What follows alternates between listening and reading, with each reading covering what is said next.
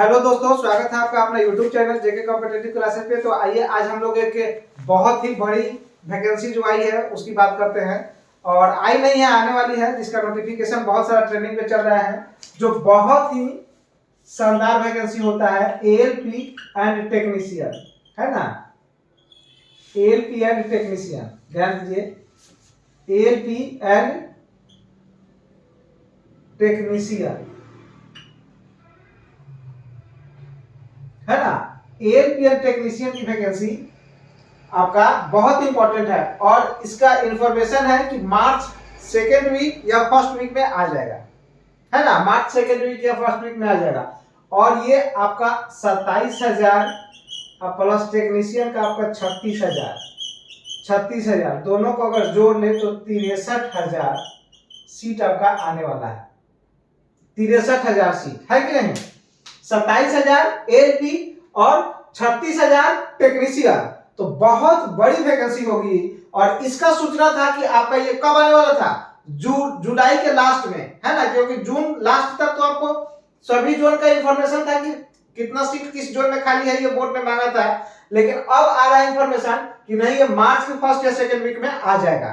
तो ये बहुत बड़ी वैकेंसी है। सभी लोग तैयार हो जाए, एकदम उठ जाइए और एकदम लग जाइए, है ना। एकदम लग जाइए और ऐसा लगिए कि एकदम इस बार एक सीट पक्का हो जाए, एक सीट पक्का हो जाए। और आईटीआई वालों के लिए सबसे बड़ी खुशखबरी है, ये वैकेंसी 2018 के बाद अभी 23 में आने वाली है।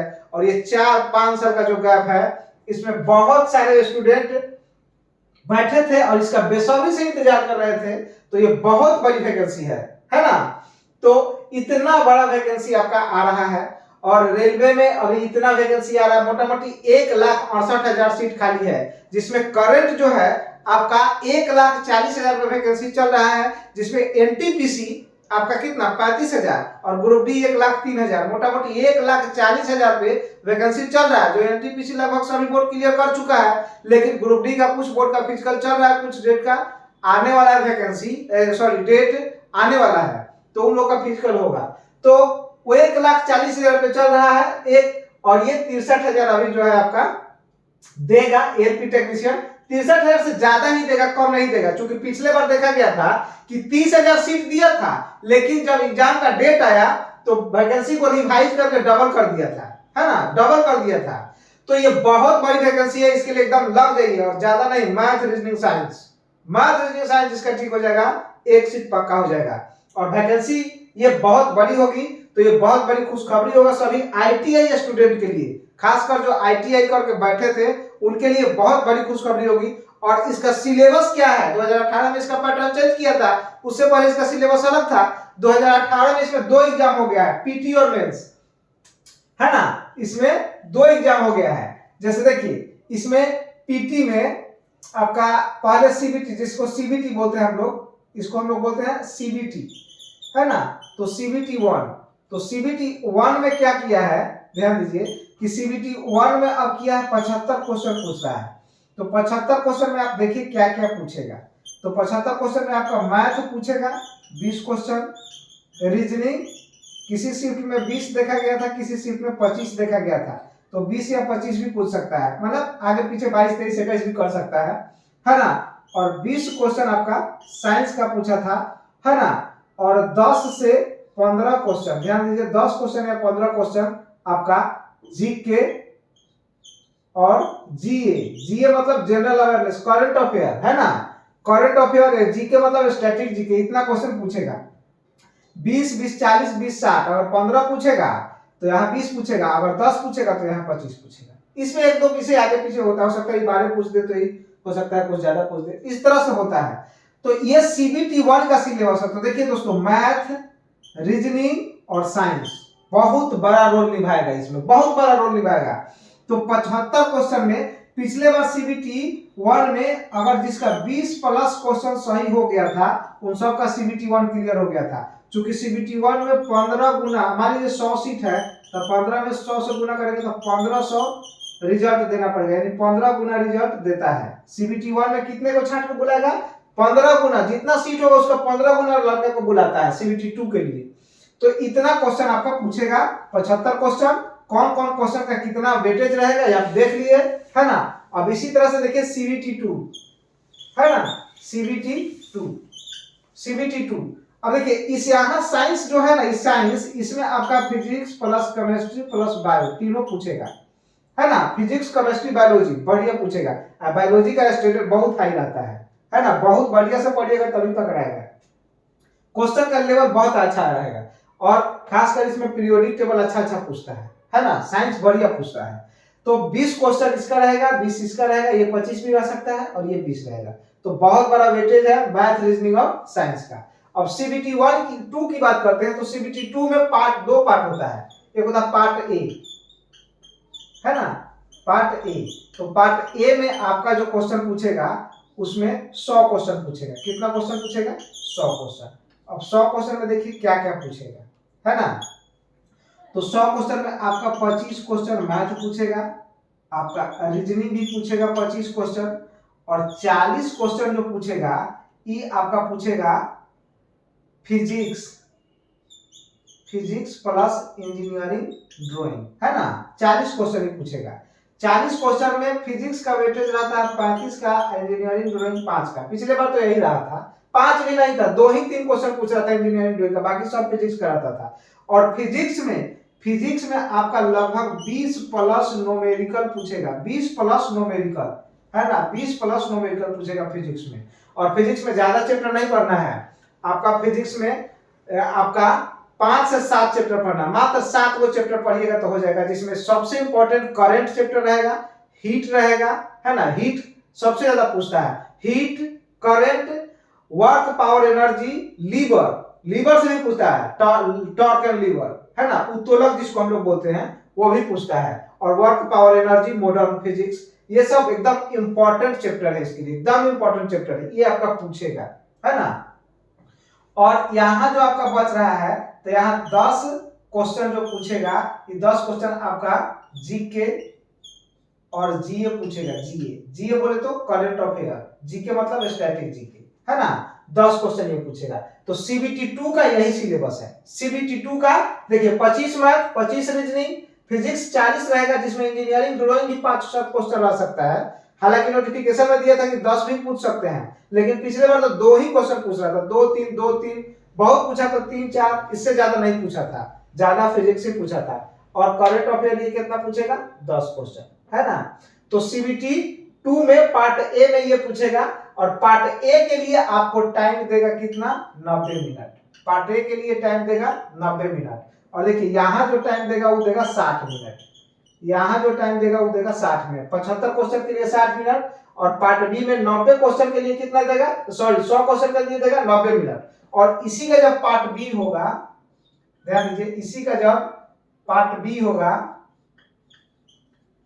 पार्ट बी, तो पार्ट बी में आपका पूछेगा ट्रेड, है ना। पार्ट बी में क्या पूछेगा? ट्रेड। और ट्रेड में 75 क्वेश्चन। कितना क्वेश्चन? 75 क्वेश्चन। जैसे आप फीटर से किए हैं,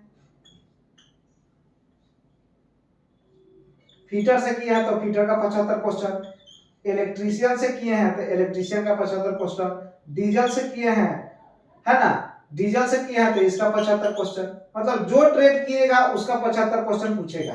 75 क्वेश्चन में आपको 27 प्लस क्वेश्चन सही करना है। कितना सही करना है?